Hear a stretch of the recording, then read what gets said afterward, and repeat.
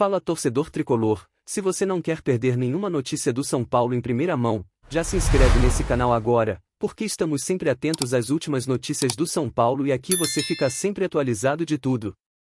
Agora bora pra notícia. No programa G4 do Band Esportes, os jornalistas Arnaldo Ribeiro, Paulo Mancini, Marília Ruiz e Eduardo Tironi comentam as dificuldades de Ceni se relacionar com os jogadores do elenco do São Paulo. Veja. O Rogério faz bem ao futebol brasileiro. Ele é um dos melhores treinadores que pintou aí nesse último recorte. Mas está muito claro que ele tem dificuldade de se relacionar, primeiro, com o seu torcedor. A ponto dele ter... Ele foi sendo corrigido ao longo do tempo, lembra? Que era o jeito, o vida, ó céus, ó azar, deu uma melhorada. A gente começou a ver um pouco os dentes dele, deu uma melhorada nesse aspecto na comunicação, né? Mas quando vai gerir os atletas, a gente vendo tudo que vimos agora, depois da eliminação. Agora, isso acontece em outros clubes, clubes que ganham também. O Abel tinha abolido a concentração antes do Mundial. Voltou a concentrar e os moleques não foram para o Mundial. Certo? Alguns. Então, é coincidência? Acontece em todos os clubes. Isso que aconteceu no São Paulo, acontece em todos os outros clubes. O problema é a velocidade com que a gente fica sabendo e o trabalho em campo que não dá resultado. Aí, até sobe. Eu acho que é importante, mas assim, me fez lembrar um negócio, é importante dizer que o episódio Marcos Paulo dá uma impressão de que o Rogério se dá mal com todos os jogadores desse time. Não é bem assim. A dificuldade do Rogério se relacionar é essa com qualquer pessoa. Agora, como a Marília observou bem, o que o Rogério vem e vinha elogiando o grupo de trabalho e o que ele fez, o São Paulo não concentrava nesse campeonato. O São Paulo folgava bastante. É natural da relação do Rogério atender, vou ficar na Barra Funda e não vou para Cotia. Porque com esse grupo, agora, claro, tem um ou outro, e só que pelo esse histórico horrível de resultados e de outras questões de relacionamento na carreira dele, esse negócio o Marcos Paulo pegou como se fosse a pior relação de um comandante com seus comandados em todos os tempos.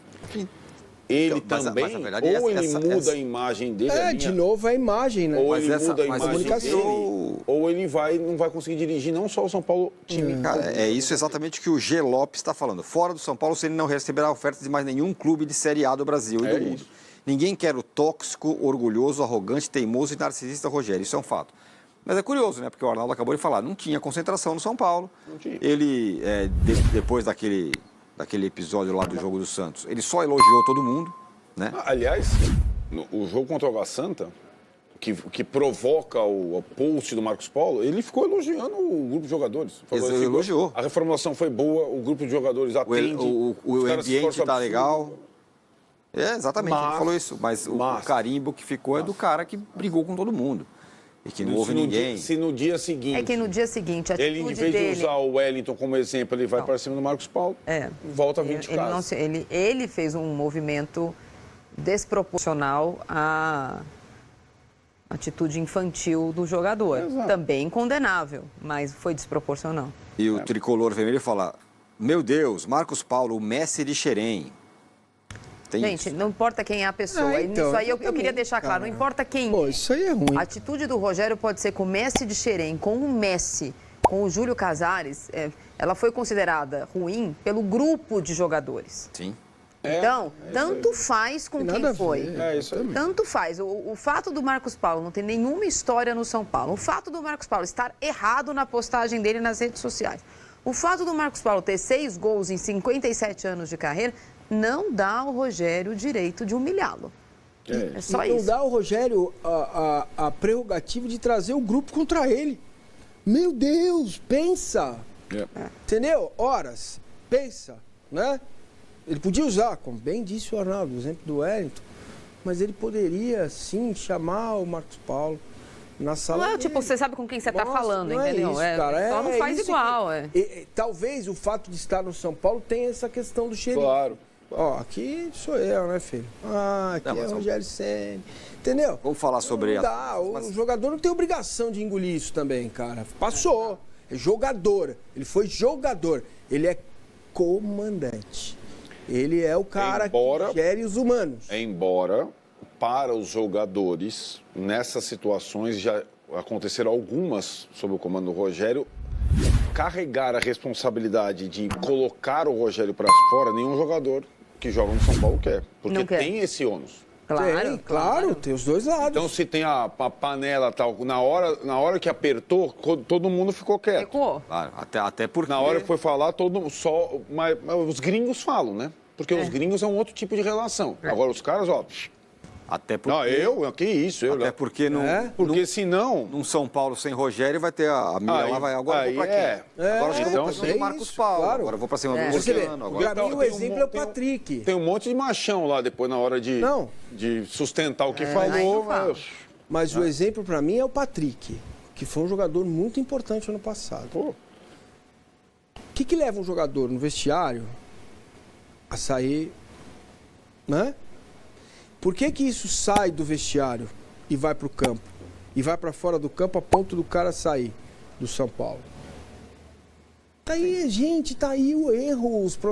No caso... Os erros estão aí. Vamos falar das finanças do São Paulo, mas no caso do Patrick, você pode fazer a mesma pergunta, por que ele saiu do Internacional? Por que tem áudio vazado falando que ele é laranja podre? Sim. Né? Então, mas a história não esteja só dentro do Rogério. Beleza, mas não é só dentro do Rogério, é o histórico do jogador. Sim. Então por que contrata? Sim. Você percebe que vem...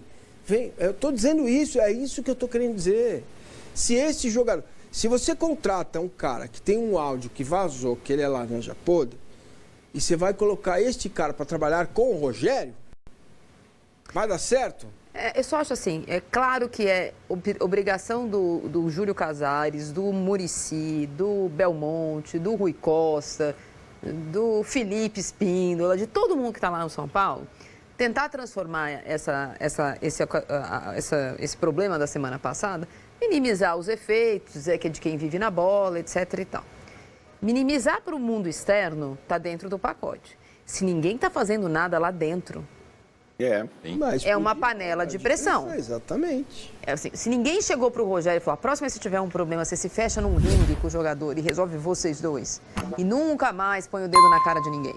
Se não falar para os jogadores, ó, aqui o contrato de vocês tem que, o comportamento de vocês fora de campo tem a imagem do São Paulo. Quer fazer post de piadinha, de ironia, de não sei o quê, pense e não posta. E tem que ter alguém dando, ó, vai ter multa. Comando. Vai ter comando. Sim, a rede social de vocês está atrelada ao fato de vocês serem jogadores do São Paulo. Quer colocar Ave Maria, vocês colocam. Quer colocar em nome de Jesus, vocês colocam. Em nome de Ogum, vocês colocam. Mas falar do amiguinho do time, reclamar do juiz na rede social que pode prejudicar o São Paulo. Não. E ponto e fim. Agora, se ninguém está fazendo nada e falar que é do futebol, vai acontecer do futebol semana que vem. Aí do futebol no final do campeonato que não foi para Libertadores, aí no final não sei o quê. A qualquer momento voltamos com mais notícias do São Paulo. Salve, salve tricolor!